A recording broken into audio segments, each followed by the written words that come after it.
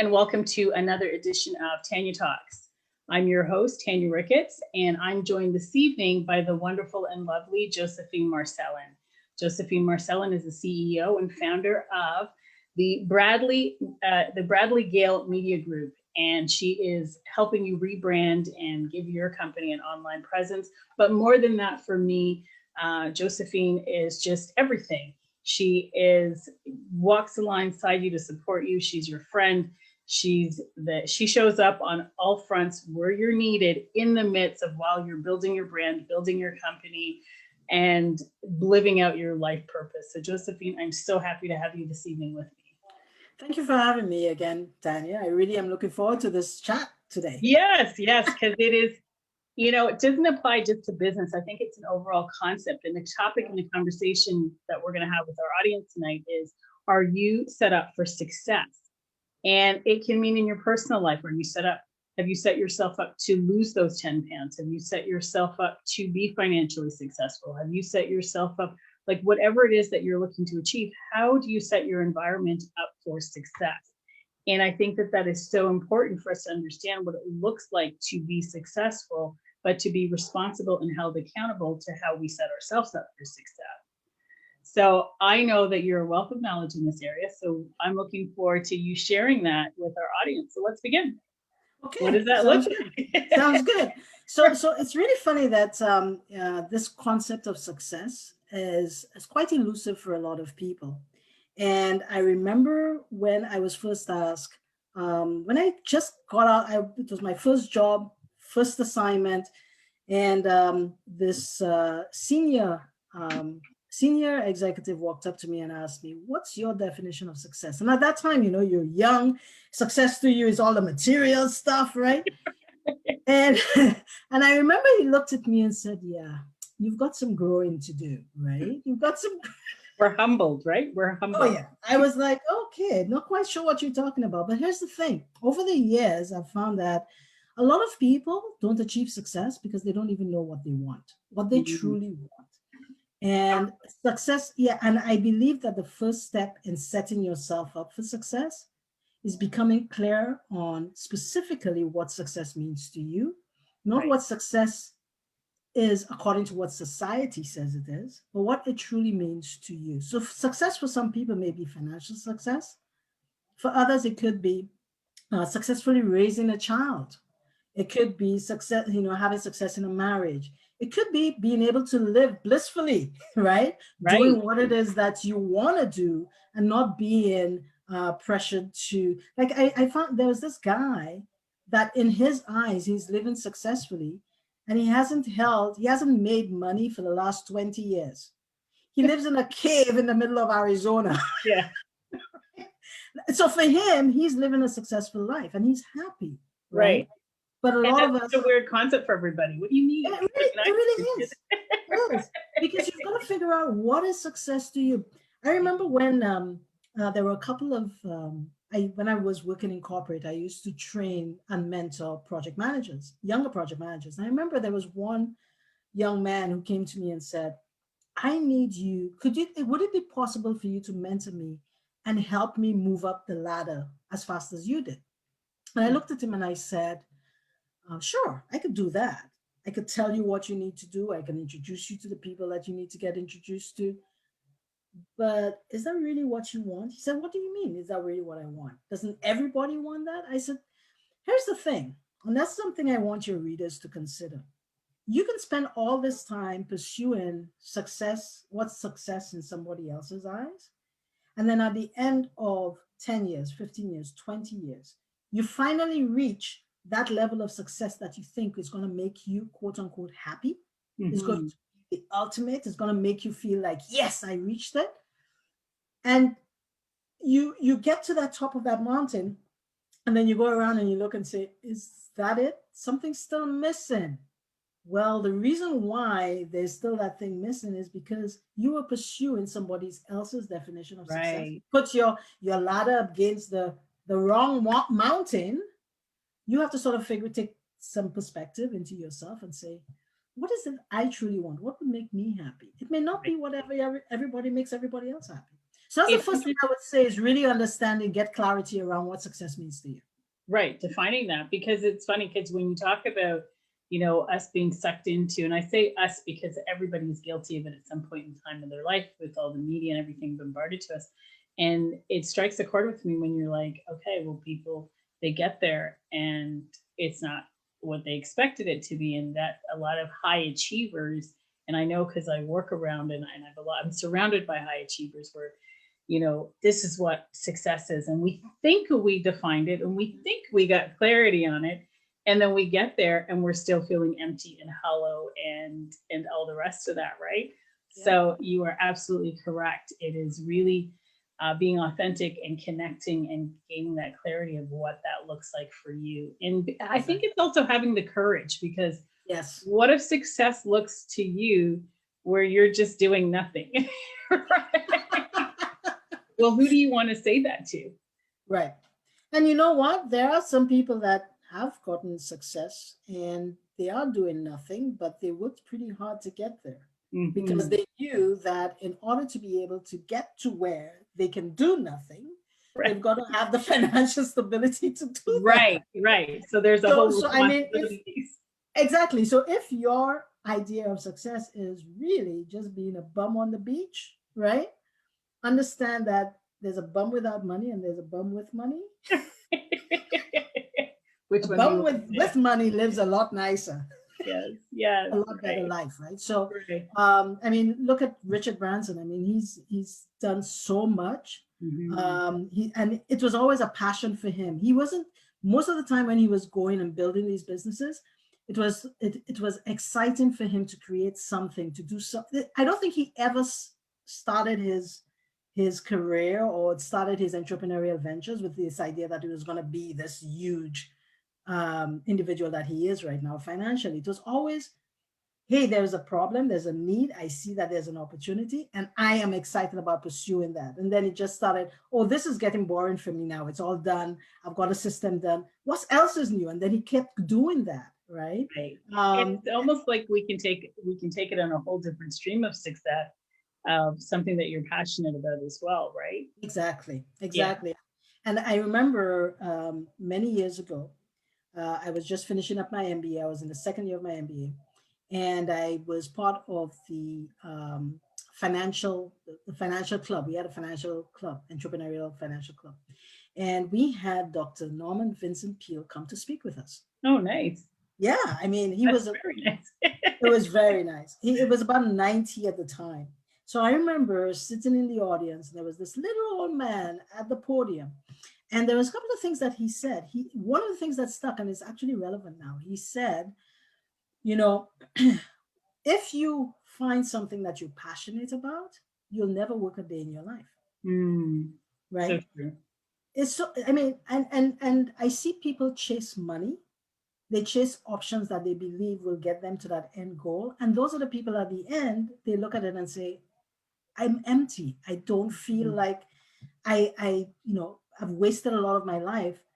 Yes, I have the private jet and the house and the cars, and my children are going to private school, but you know what? I'm not happy. And then they Mhm. try and fill that emptiness with all the other stuff that's And behind. we know a lot of people like that. Like, Oh, we do. personally, we know a lot of people like that. We And do. just look at them. I So want to, I yeah, actually like the people that, go against society and say, you know what? This I see as giving me the opportunity to live life with my full passion and potential. right, And by doing so, I can have an impact on others. And I always tell people, if you're not doing something with passion, it means you won't do it to the best of your ability, which means right, you won't be able to benefit as much from it as you would like, because it's not you. It's not who you are. right. You're So absolutely right. There has yeah, to be a trade-off. If you're giving that much energy, you have to be able to receive the same equal energy in return of the satisfaction of what you're doing. I want to talk about the Bradley Gale Media Group for a minute, because you sure. work with a lot of individuals that come to you and they're rebranding and they're this. I'm sure they're on fire. And all of a sudden, what are some of the challenges that you run into in your organization when you've got clients coming to you and you start to look at their blueprint and say, whoa, you are so off track from setting yourself up for success? What does that So, look like for a lot of people? well, most times it's really getting them to rethink, because obviously the reason why they're coming to me is because something's not working. Mm-hmm. Right? Something's not working. They feel that it could be just a branding thing, but because of my background, I'm very much a question person. And I Mm-hmm. always want to be sure that once someone leaves our organization or gets some changes done, that those changes are going to be authentic to who they are, represent who they would like to be, and actually be able to connect with their target audience. So, one of the things that I find that in many cases, people that come to me for branding, they haven't thought through the process of who it is that they're really serving and what problem it is that they serve. And so it's really just trying and get them to change their perception of how the company should be looking, who they should be serving, and how we can best connect. And Most times, how do you marry that with their authentic self? Like, again, it comes, yeah, it comes down to asking the questions. I mean, mm, if you ask someone a question about, so if you had, if you're building this company, what do you see this company looking like in 5 to 10 years? Who would you be serving? What would your ideal day be looking like? Would you be enjoying your ideal day? Right? So if you continue on the path you are now with the strategy you've got, with the brand that you're building, is it actually going to culminate in the quote unquote ideal day 5 years from now? mm-hmm. And if that isn't the case, then maybe you're speaking to the wrong people or you're serving the wrong people. I've had so many cases where not just my clients, but my colleagues that I've dealt with, they had to, they built businesses and then they realized that the businesses they built, they hated because they didn't like the people that they were dealing with. They weren't having fun. I'm like shaking my head because I'm like, I've been there. I've been there. Right? So and they didn't like what they were doing, right? Because maybe there was this, they were chasing the money. It looked like this was a good opportunity, run after it, and then get there, and all of a sudden you've got this business. Yes, it's bringing in funds, but you're miserable, right? Right. And that's not success. No, absolutely. And I want to share with the audience because I really, it is about, sharing people about your organization and, the transparency of why I like the show. This is, Josephine has no idea I'm doing this, and actually, I didn't even know I was going to go this way. So we're changing direction still about, are you set up for success? But what I love about you as a person is you really take the, for all, and I know a lot of people right now that COVID has gotten them to a place where Yeah. they're rethinking their purpose. They're going after their dreams. They don't know where to begin. And if you don't know and you're listening in on this conversation, Josephine is somebody you want to work with because she looks at the whole picture. I love the fact that you look at the whole picture, like what you're saying, to ask these questions, to think down the road, to really hone into the authenticity of the individual. Yeah. That it's not just about building the company and the brand, it's about you as the individual, making sure you're successfully happy for life doing this. So somebody connecting with somebody like you is not just about paying somebody to make your company image look good. It's about doing it from the inside out. So I'm encouraging my audience to get in touch with you, the at bradleygale.com, because this is who you want to work with. That's going to really set you up for success. Thank you. So, and I know I don't know where that came from. So I like the show because it's candid. I say to people, it's real talk, real people, real issues, real unscripted. Yep. And that's what I love about you. So let's continue the conversation with this whole successful piece. Yeah. So for me, it's really and truly, you have to start off with that clarity. And the second piece of it is belief. Because you could have a clear idea of what success means to you, what it looks like. But then depending on, how, what your childhood was like, what experiences you went through, I have found that a lot of people actually self-sabotage themselves because they don't believe they're worthy. So that belief is something that actually draws, even though they have a clarity of what they want to go to, they self-sabotage themselves going forward.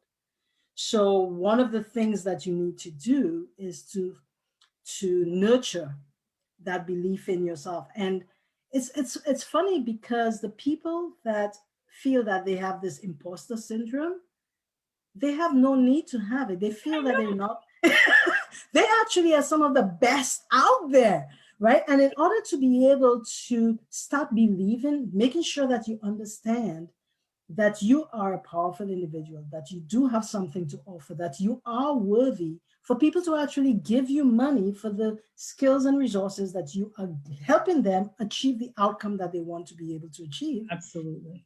One of the things that I actually learned this from Vishal, the guy who runs Mind Valley, Yes. Yep. right? So what he does is that he on a basically he does a reverse, sort of like a reverse film. He looks back in time to the time when he was like from the time from birth to now, and starts thinking about all the significant events, both negative and positive, because they all impact who we are today. And to look at it very sort of like in a third party, not emotionally connected, but look at the event that happened and look at the impact that event had on you, right? And I think what you'll see is that some of the things that may look really, really bad actually had a positive impact on you, Mm-hmm. right?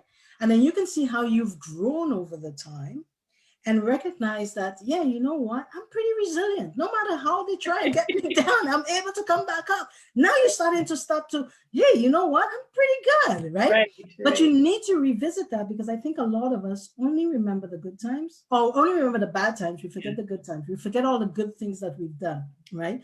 And we overemphasize the bad things and we focus on that and that draws down our energy and then it just ends up being a spiral. So one of Right. the things that Vishal said, you know what, you cannot get rid of who you are because everything that's happened to you is part of who you are now. Accept Mm-hmm. that, but really acknowledge the positive impact that every single event has had on you and who you are.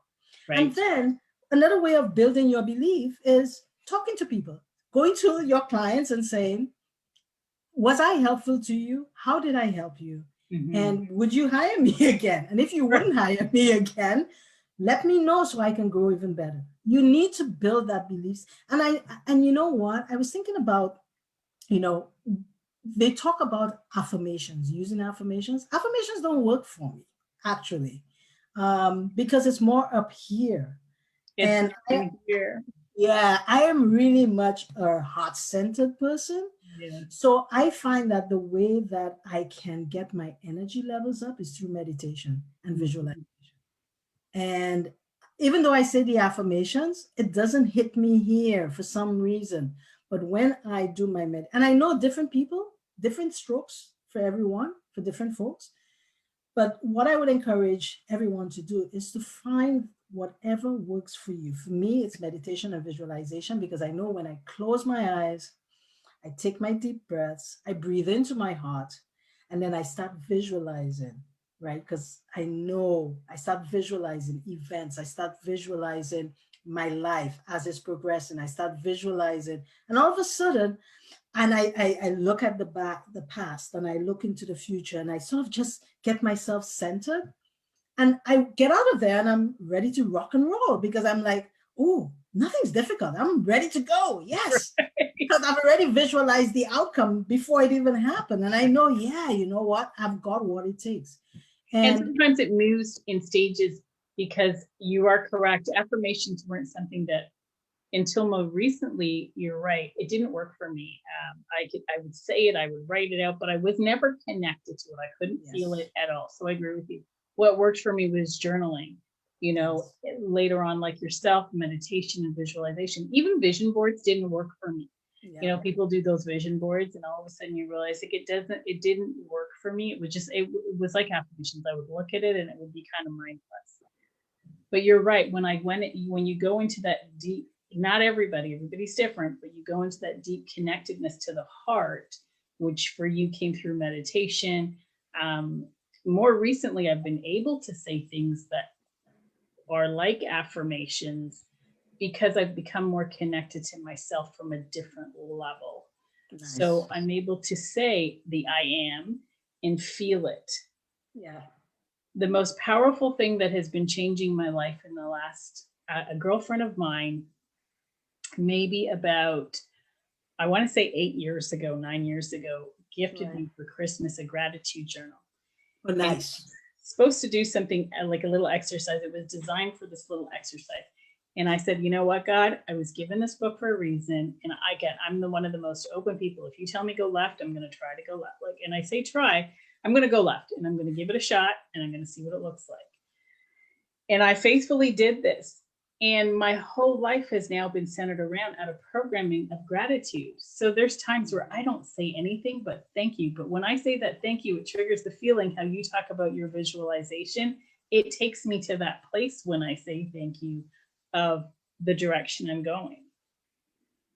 And you know what can make that even more powerful? There's an exercise that, because I have a gratitude journal as well, but one thing I learned was if you take 5 people, it's so cool, so cool.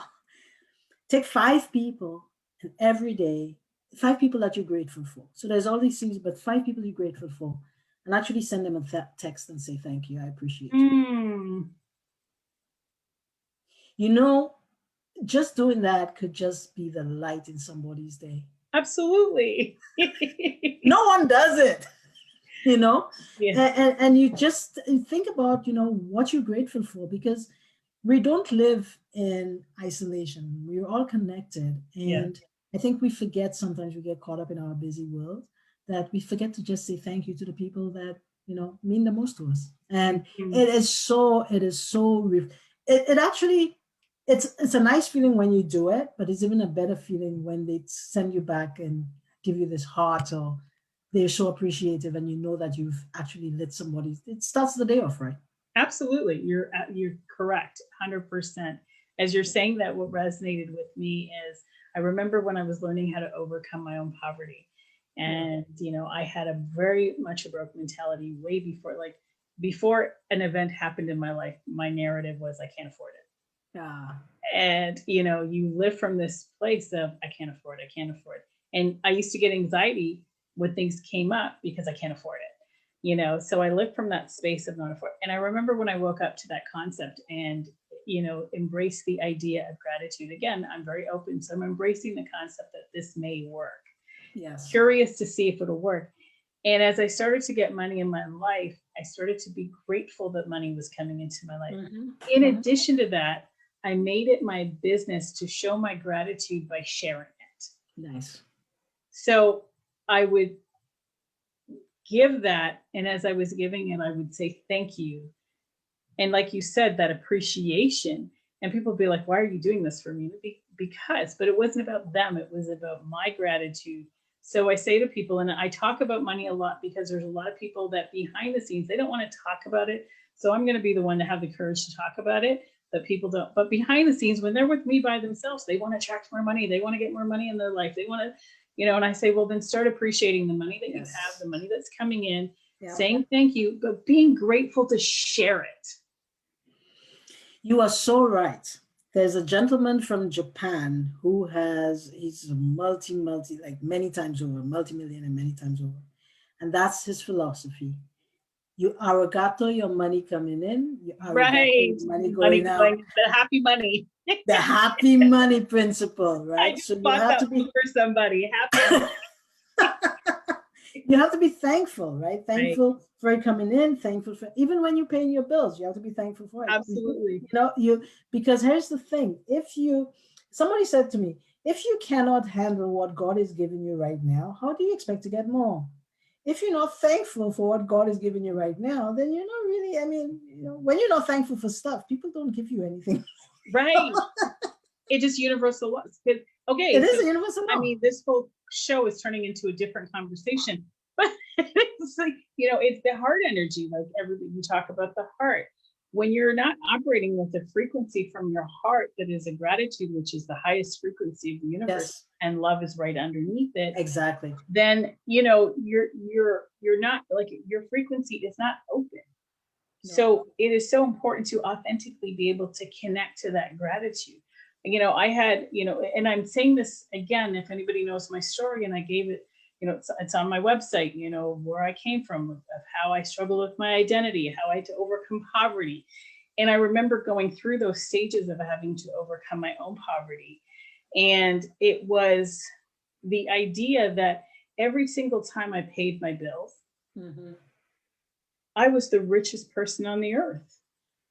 And I was so grateful that, oh my gosh, I got to, and I have lots of money. And at the end of it, you're like, and I have lots of money left over. And you start to realize this concept of that gratitude for just paying your bills actually gives you a chance to attract more of it in. It wants to attach itself to you. Exactly. To the point that you just live from that space where you actually want opportunities to come for you to feel grateful to give. Yes. Yes, absolutely. Absolutely. Absolutely. And it comes back to, not just the gratitude, but again, people thinking that they're worthy. Right. You have to know that you are, first of all, we talk about success. The fact that we are on this earth, right now talking, we are actually second, because I went and checked how many million sperm did we have to fight? Right. Right. 300 million sperm. We survived it. We made it through. We fought through all those little years. Exactly. Good. And I have visuals, because I'm a very visual person. So I actually have visuals of this little thing going.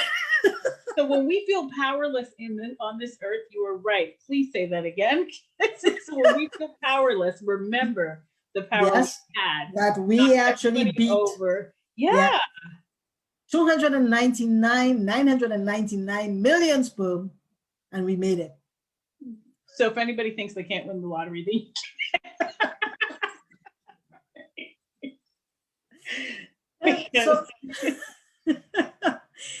So I mean, success. You know what? Have you ever heard of is it Mel Robbins?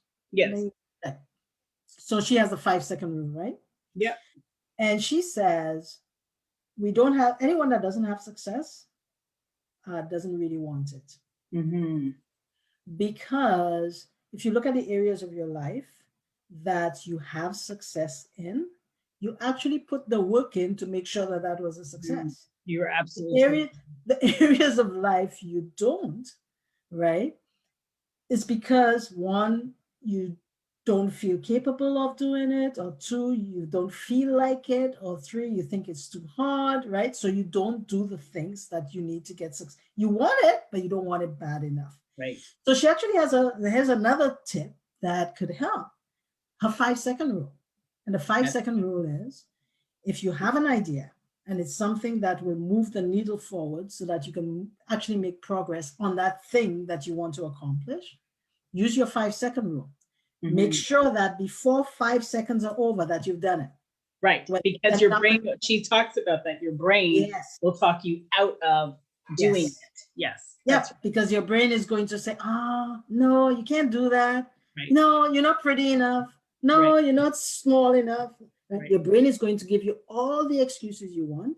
And actually, that brain is pretty powerful. I've self-sabotaged in a lot of areas of my life because I'm my own best, motivator and demotivator all at the same time. But you know what? The fact that you did this show shows that, you know what? You wanted this badly enough that you made the effort, no matter what fears you may have had. And I'm sure you had fears.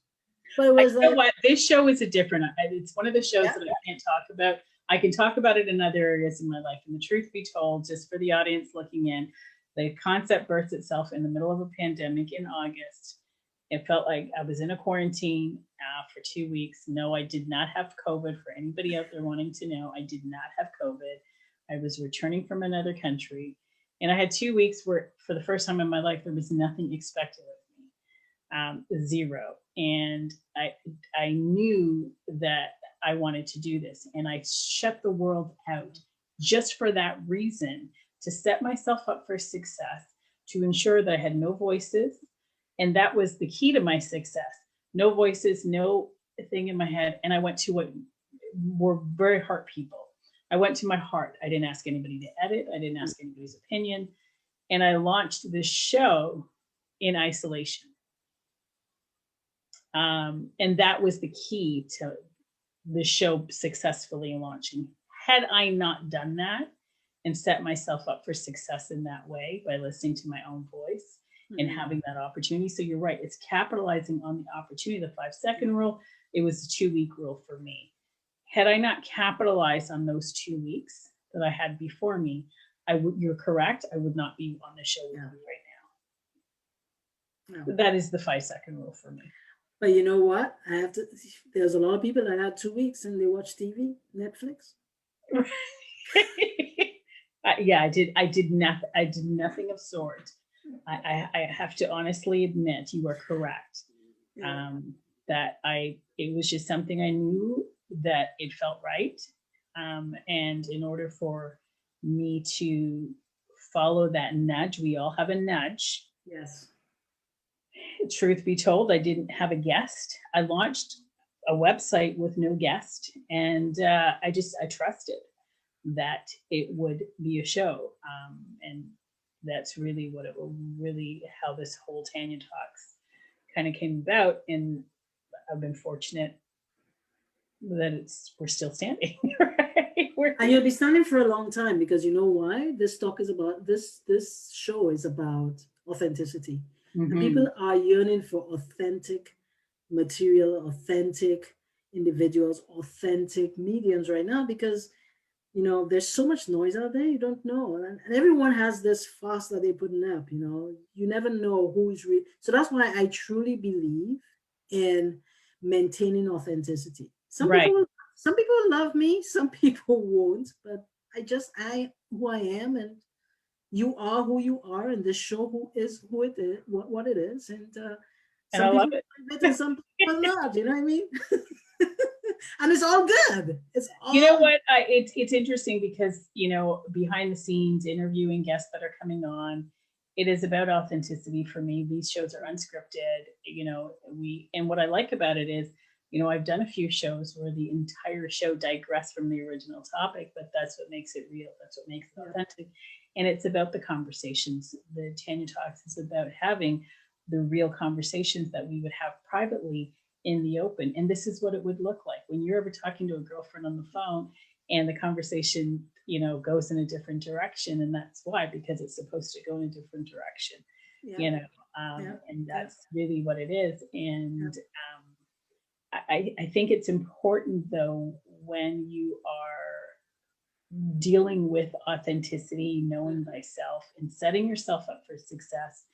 For me, it is about removing the distractions that will interfere with what is going to take you. So let's take it I'm just going to use an example, of working with you from, the media group perspective. It is about, okay, now you get your clients to a place to get the clarity and to get that authenticity and get the belief. Now, what do? We got to set them up to ensure that the distractions are removed, to not set them back for all the work that they spent the money and invested to get their organization to a place of realness. Mm-hmm. And it's about setting your environments up so that you're not self-sabotaging. Absolutely. And part of doing that, one of the things that you need to be successful, it doesn't matter whether it's in a corporate environment, whether it's in a small business environment, whether it's personally, you need what is called a DMO. You ever heard of that? DMO? No. Daily mode of operation. So you need to have a ritual. You need to ensure. So for instance, everyone has a morning ritual. How do you set yourself up for success during the day? Mm-hmm. For me, it involves exercise. It involves journaling. It involves reading. It involves, meditation, visualization, and it involves taking the dog out. Right. And it's so true. Like you are absolutely correct. Unless it is work related where people will find me on media, my phone doesn't go on for anybody because of that ritual. Like I've got to ensure that I'm feeding me first, and I can help you and show up for you when I'm okay. So I do my own meditation, my own journaling, and I'm up at wee hours of the morning, ensuring that my day starts. It's important for me to have my family time, even before coming on to Tanya Talks, the family sitting down and eating dinner together. You know, it's important for me to have certain things in place. Yep. For me to feel successful, for me to feel accomplished and fulfilled, at a pace that's balanced, where I do not feel overwhelmed. Exactly. You can have what you want, but having it with the overwhelming feelings doesn't feel successful to me. No, it isn't. It isn't. Because what's going to happen is you're either going to burn out. I can attest to that. I went through that. Me too. It's not fun. It's not fun. It's not fun. But if I think about it, there is the art and science of success. So everything we've been talking about so far is setting up that environment, making sure that we have the balance that's required. But it is a little piece, that science that you have to put in place. And that's where that daily, like we start off with the morning ritual. But one of the things that I've found that really works from a science perspective is making sure that if you have a goal, if you have goals, the activities that you do must align to those goals, and those activities have to be scheduled into your calendar. They have to be worked on a daily basis. Absolutely. In order for you to make progress. So there's a whole science behind making sure. People talk about goal setting. So many people set goals and never achieve them. It's really about goal getting and putting a system in place. So there's my nerdy side coming out. I love it. And you're so right about that. You know, putting in that, not everybody's a calendar person, but the concept is putting the steps in place. Yes. That there's some consistency, because again, you're reprogramming the subconscious mind. You're changing the energy fields. From a scientific perspective, it goes a lot deeper.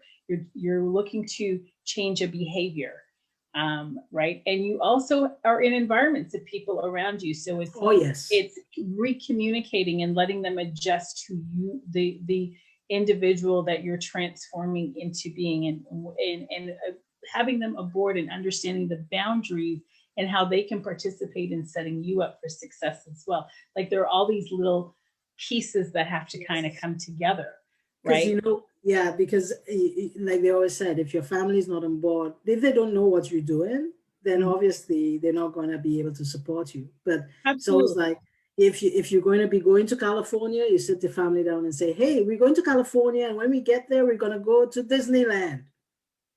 But you're going to help me get there. The door is closed. Don't knock on the door. Right.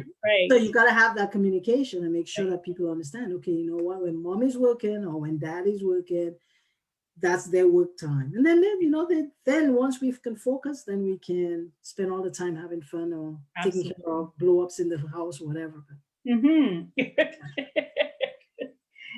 And you're right. It was something I taught my kids at a very early age.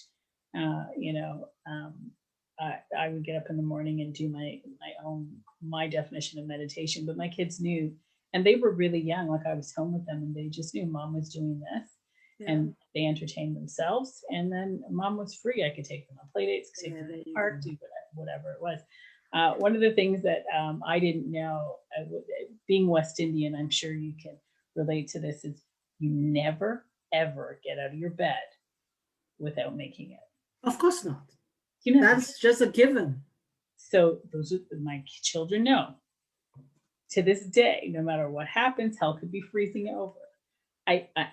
One child, I think I saw her bed not made once, and the other one I've never not seen it done. It's just automatic for them that they make their bed. And when I learned the concept that making your bed, successful people make their bed in the morning. Yep. And like, because then they've accomplished one goal. One thing. That's it. Just we didn't know that. We just were told you better make your bed. We would be beaten if our bed wasn't made for anybody out there. If you came from my era, you get licks. You knew. Yeah, that's my era too. You knew. But it was just not even I think I don't know ever not making my bed. Like I'm Right. trying to think all the way back to the time I was 6. I've always made my bed as long Right. as, because it was just something you did. You did. And I'm going to speak on behalf of myself that I didn't always make my bed. So it was something that I grew up with. And there was a moment in my life where my kids always made their bed and I didn't. But I will tell you that I can actually testify that when I look at that moment in my life, because it was a period of time in my life where I actually could identify with that my bed was not made. And I'm sure there are many people that can identify with this. If you can't, then you're not normal. Where the laundry's on the floor, the laundry's not done, the clean clothes are in the basket. So people are living out of the basket of the clean clothes on your floor, the bed, and my life was out of control. There was no order in my life. And the place that I was putting my head down to sleep, where I was supposed to be the most rejuvenated to be able to deal with the world when I woke up, was the place that had the most chaos in my bedroom. And I remember thinking like, wow, this is not good. Your bedroom is that place that rejuvenates you. It is one of the most sacred places in your house for you, your sanctuary. It is. So, when I realized that, it took a while for me to clean that act up, because you don't realize you're getting your life in order at the same time. Yeah. And when I did, to this day, I just never looked back, and it's very sparse, to say the least. You know what's interesting? They actually say if you want to know the state of someone's mind, look at the state of their car, the inside of the car. If you find that the inside of the car is like in total disarray, it means that there's chaos going on here. And I don't know if you notice this, but if there's a lot of clutter stuff around, all you have to do is get rid of the clutter, and all of a sudden it's like there's fresh air. You can breathe, you can think, you can everything. So yeah, for me, it was, I have to say I'm one of those people that are a little bit OCD.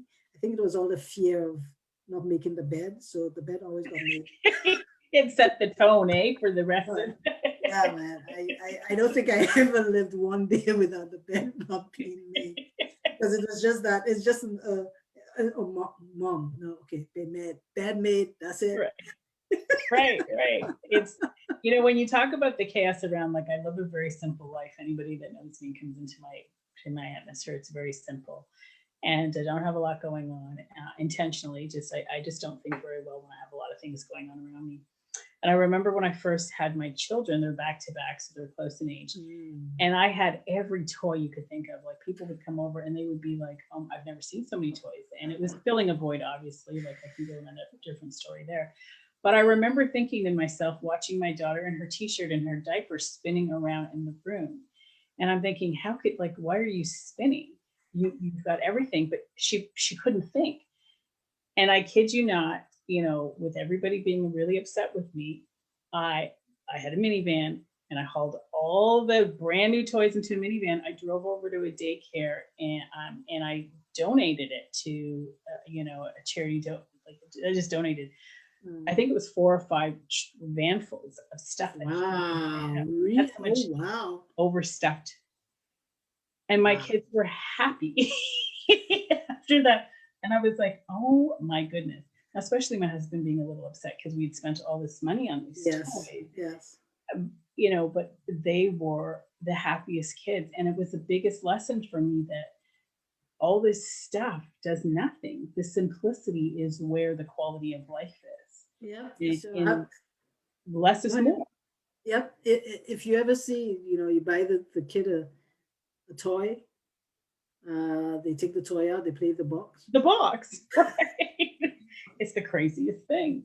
So, it's when I started to understand that concept for me, I started to learn that they were able to process it better and to absorb easier. And that was also, they were able to fall into a routine easier. So that I realized through the steps that I had taken in that and being awake to it very early was setting them up for success. Yes. Yeah. So I always say to people, set your environment up for success. We want our kids to eat healthy. Well, then don't put the junk food in the house. That was hard for me. Absolutely. So when Absolutely. they go to pick at something, it's only celery sticks and carrots. Like that's what the snacks are. Yep, that's it. That's it. You know, you have to, and you're so right, the environment in which, not just the environment, the physical environment, but the relationships that we build. Hmm. That's going to have an impact on our success as well. If you hang out with people that do certain things, you're most likely going to do those things. So if you Absolutely. don't, if you want to be in the perfect health, don't go hanging around with people that just drinks and eat chips and watch TV all day and don't exercise, right? Right. Because you're going to be doing that same. If you want to be financially independent, then be around people that really understand how to structure their finances. If you Yeah. want to be able to build a business, you've got to be in the presence of those that have already accomplished things that you want to accomplish, Right. and so that you can learn from them. Someone said, if you're the smartest person in the room, then you're a fool. Hmm. And I always hold to that. So I always try to see if I can get myself so I can be the dumbest person in the room. because because There's a yeah, few. that, yeah, I have so much to learn. There's all this knowledge around me. So if I can be the dumbest, then fantastic. But you've got to, you're absolutely right, Tanya. The physical environment that you live in, if it's chaotic, it means you can't think and you're sabotaging yourself. Hmm. If you put yourself in the arena where the tools that you need, like someone says, I want to drink 10 glasses or say a gallon of water a day, right? Hmm. Because that's what's prescribed now. You drink a gallon of water a day. How do you make sure you set yourself up for success? When I was doing 75 hard, and they said you had to do a gallon of water a day, and I'm like, what's a gallon of water? So I had to go figure out. Oh, it's like 16. What was it? It was, I think it was 10 16-ounce glasses or 8 16-ounce glasses. I can't remember. But I had a 16 ounce. So I made sure that I had the 16 ounce next to my bed. So when I woke up, that was my first glass of water. Right. And I had my timer set so that I had another glass, say about half an hour, 45 minutes later. And so I Hmm. had the timer set every hour on the hour to make sure that I got all my glasses of water in. So I got most of my glasses in before the midday. And I'm like, oh, I'm done, right? Right. By Absolutely. 3 o'clock, I'm done because I don't want to actually disturb my sleep. So I have to make Right. sure, right? Make sure I finish all this water early enough so that I can have restful sleep, right? So that's Hmm. setting yourself up for success. Seeing what the outcome, what it is you want to accomplish, understanding what it takes to actually accomplish. And then I see that's my nerdy self coming up again. Can't get away from it. They're just, I think that they're just steps, and everybody has the tools within them to set themselves up for Yes. success. I Yeah. think what it is what you said in the onset of the show. It's, do we want it? Everybody is successful at something. Yes. Everyone. If they Yep. look at their life and everybody examines it, it's just taking those same steps that they took to make themselves successful in whatever area it is. Yep. I was very successful at eating junk food for a very long time. Like it doesn't matter. Like you're succeeding at something is the Yes. point.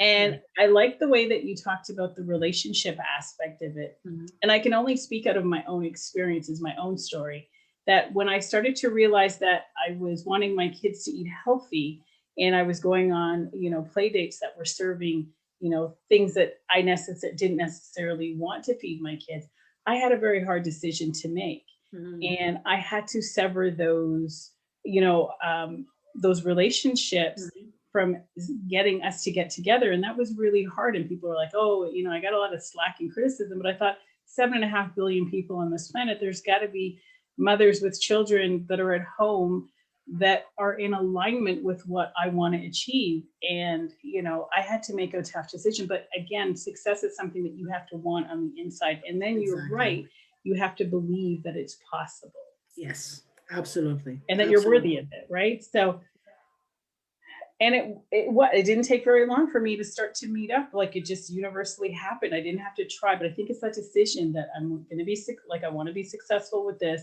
This is how I'm setting myself up for it. You know that you require support and the environment to look like this, and it's enrolling people in it as well. Like there are all those little pieces to it.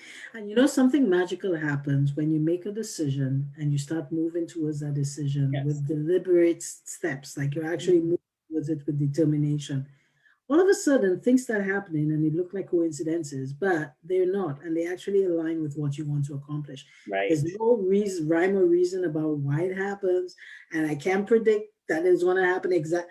But what I can tell you from personal experience is that once you make a decision and then you start moving towards it, doors start opening that you never expected, that you didn't even know were available to you, right? So yeah, so it's quite a powerful thing, and it's like we can't explain it, and people say, oh, it's the woo woo stuff, but here's the thing. We don't see electricity, we can't feel it, but we know it's there, right? And without it, we'll live in a very dark place. There's a lot of stuff we don't understand, but it still exists.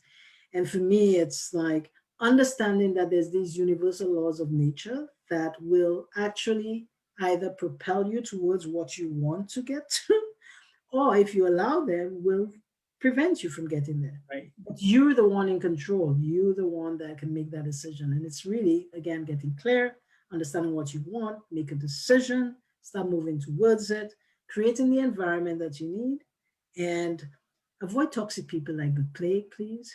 Right. And setting yourself up for, you want to be around people that are going to encourage you, be your cheerleaders, be your fans, that are going to support that goal and that decision that you're making for your life. That is so important. You are absolutely correct about that. And I want to teach you how to be okay and comfortable in that environment that you're looking to move yourself into, whatever that reality looks like. You touched upon something that I just want to go back with, and that is, you know, when you make that decision and things start to happen for you. I know for a fact that I've bear witness to a lot of people in my life where they make that decision and it always works out better for them than they ever imagined. Yeah. They're like, once I made the decision, like, this is all I wanted to see happen, but this and this and this and this. And I take it back to what you said earlier on in this conversation about tapping into the heart. You're a heart person. And I say to people, you said electricity, we don't understand it.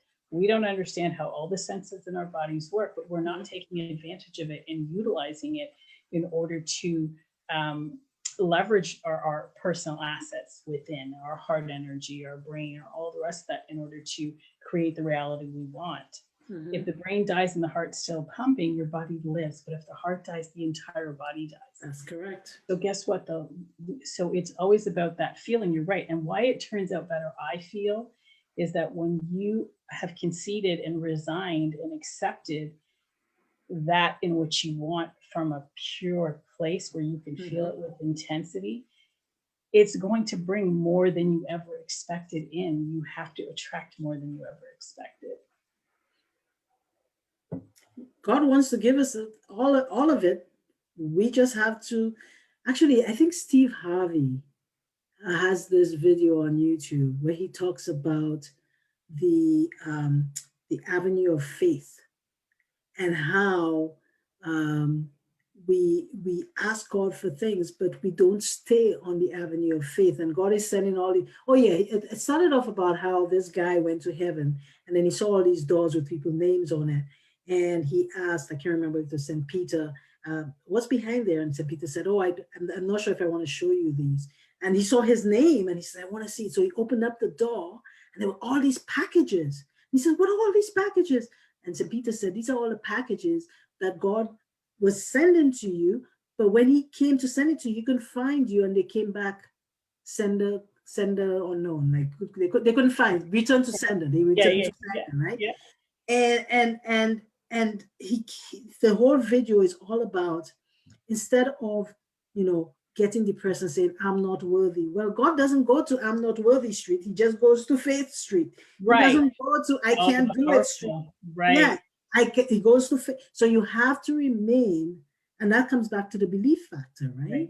If you have a desire, you have this thing that you're shooting for, you have to remain planked, right? Like just have your feet planted in this essence of faith. You have to believe strongly enough in yourself. You have to believe strongly enough in your dream.